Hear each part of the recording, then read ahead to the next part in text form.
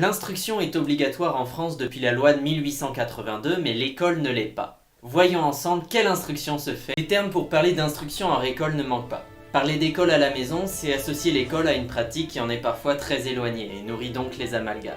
Parler d'éducation à domicile, maison ou domicile font référence à un environnement fermé et limité. Le terme instruction en famille peut convenir, mais pour tenir compte de divers contextes d'apprentissage, on peut se référer à la notion d'éco-éducation de Pardoux. Je vous renvoie aux sources, j'utiliserai le terme instruction en famille parce qu'il est plus parlant. Et ça marche comment tout ça? Il y a plein de raisons et de méthodes pour donner une instruction en famille. Et quels que soient les projets ou les motivations originelles, on retrouve dans les familles deux points principaux. L'enfant est au centre et les parents sont fortement impliqués dans l'éducation de leurs enfants. Dans le système scolaire, c'est à l'individu de s'adapter à la collectivité. L'instruction en famille permet au contraire de s'adapter à l'enfant et y gagne une certaine liberté. Ce choix s'accompagne souvent d'un changement de mentalité qui se retrouve aussi dans des domaines comme le travail, l'alimentation, la santé, l'habitat, etc. De manière générale, ces familles ont tendance à porter un regard critique sur l'école et son organisation. Pas étonnant vu que l'école impose à l'enfant les disciplines, les méthodes d'enseignement, les profs, les salles de classe et l'emploi du temps. On aime tous commencer les cours à 8 heures. En échange, l'école offre une promesse d'avenir. Un bon emploi, une reconnaissance sociale et une certaine liberté. Et ça justifie l'oppression? En dehors de l'aspect critique, les études montrent plusieurs raisons récurrentes au choix d'instruction en famille. Par exemple, le souci du développement socio-affectif de l'enfant ou des besoins particuliers comme un handicap, la transmission de valeurs religieuses, morales ou spirituelles, ou l'expérience scolaire négative de l'enfant. Jusqu'à récemment, ces pratiques étaient marginales et peu connues ou étudiées. En 1998, la mort d'un bébé dans une secte qui éduquait ses enfants elle-même a mobilisé l'opinion publique sur la question du contrôle de la fréquentation scolaire. Faut pas abuser. D'une façon très bien expliquée par Kahneman dans son best-seller, le cas particulier médiatisé a plus d'impact sur l'humain que les statistiques. Ces circonstances vont poser le problème du contrôle de l'obligation d'instruction comme une stratégie de lutte contre les sectes. Un organisme, l'Ami Viludes, a donc été constitué à cet effet. Ces contrôles ont été très satisfaisants avec seulement 3 enfants jugés en danger sur plus de 1000 familles contrôlées et 23 enfants ont été évalués avec un niveau de connaissance très insuffisant. Bref, le choix parental de l'instruction en famille s'opère sous contrôle, un peu comme les écoles et les enseignants. Ce contrôle suscite des inquiétudes et des critiques, voire des conflits et, cerise sur le gâteau, des démarches judiciaires. Sérieusement? Heureusement, il existe des associations comme Les Enfants d'abord en France, qui sont là pour informer les familles qui voudraient instruire elles-mêmes leurs enfants.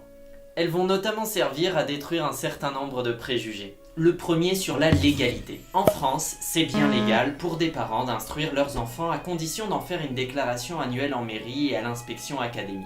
La première est censée contrôler tous les 2 ans jusqu'à l'âge de 16 ans que l'instruction est dispensée dans des conditions compatibles avec l'état de santé de l'enfant et le mode de vie de la famille. Le second contrôle a lieu tous les ans et vise à s'assurer que l'enseignement dispensé est conforme aux droits de l'enfant à l'instruction. Il porte sur la progression de l'enfant en fonction des choix éducatifs des personnes responsables. Parfois, les inspecteurs évaluent les choses en fonction des programmes scolaires. En dehors de ça, ils sont souvent mal préparés, ce qui peut amener certains malaises. Après, la loi exige qu'à 16 ans, un enfant ait acquis des savoirs équivalents à ceux d'un enfant scolarisé. Et comment juger que c'est de même valeur? La question se pose en effet, surtout si c'est un but pour 16 ans. L'évaluation à mesure pour des familles qui suivent pas les cursus est pas évidente. Certaines le font, mais d'autres préfèrent laisser plus de liberté dans l'ordre d'apprentissage de leurs enfants. Alors un enfant qui sait pas lire à 8 ans, ça peut faire peur. Aux parents aussi d'ailleurs.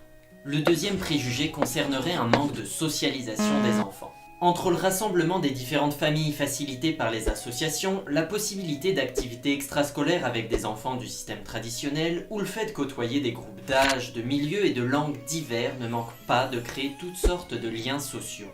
On est loin d'une carence. Et le troisième préjugé concerne l'intégrisme religieux.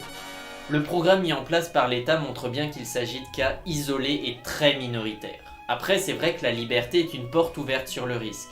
Et sans cautionner les abus qui existent effectivement, peut-être que le risque est nécessaire pour obtenir une diversité saine et de bonnes choses la plupart du temps. Tu sors ça, comme ça. C'est vrai que pour la France, la petitesse des échantillons et le faible nombre d'études font que c'est difficile d'estimer les résultats. Ceci étant, des études aux États-Unis montrent de meilleurs résultats en moyenne pour les homeschoolers. Ah, quand même. En tenant compte des biais potentiels, si les résultats ne permettent pas d'affirmer que les homeschoolers réussissent mieux académiquement que les autres, Ça montre au moins que le homeschooling ne leur a pas fait tort. Et j'enchaîne sur le dernier préjugé. Ce serait une pratique élitiste. Les parents seraient de milieux socio-culturels plus favorisés et gagneraient plus d'argent. Les études à ce sujet ne sont pas unanimes, mais on peut au moins modérer l'idée reçue. Une forte proportion des familles ont un niveau d'études pré-universitaire et le revenu médian des familles faisant l'instruction en famille se situerait d'après une étude de Brabant au Québec entre 40 000 et 60 000 $ par an, contre 74 000 pour le revenu médian familial du Québec entier. Ouais, enfin tous les parents peuvent pas assumer ce rôle. C'est bien pour ça que c'est important d'avoir une diversité de propositions éducatives. L'instruction en famille n'a aucunement vocation à remplacer l'école. Mais si le contexte est propice, pourquoi ne pas la voir comme une proposition éducative valable? Avec une population diverse, une réponse unique à la demande d'éducation ne peut pas fonctionner. D'ailleurs, avec un bel ethnocentrisme, on néglige souvent de tenir compte d'alternatives à l'école comme l'éducation dans des populations autochtones. Forcément, elles sont mal évaluées par des critères et des valeurs prévus pour l'éducation formelle.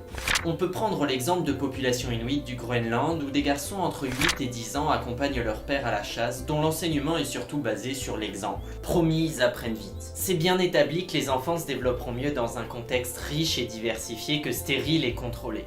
Il n'y a donc qu'un pas pour remettre en question le cloisonnement à l'école comme un modèle à suivre. Va dire ça à ceux qui n'ont pas accès à l'école. Loin de moi l'idée de rejeter l'école. Je pense qu'elle reste une avancée nécessaire, bien que son fonctionnement reste à travailler. Je souligne surtout l'intérêt d'en connaître des alternatives. Dans un monde idéal, l'État ne voudrait-il pas encourager ce genre d'initiative pour ceux qui le peuvent? Ça permettrait de réduire les effectifs dans les classes, donc les enseignants pourraient se concentrer sur ceux qui en ont le plus besoin. Ce serait bien, hein? Merci d'avoir regardé, si c'est pas déjà fait, pensez à vous abonner et à cliquer sur la petite cloche pour être notifié des prochaines vidéos. Vous pouvez sinon me suivre sur les réseaux sociaux et comme toujours, s'il vous plaît, partagez cette vidéo.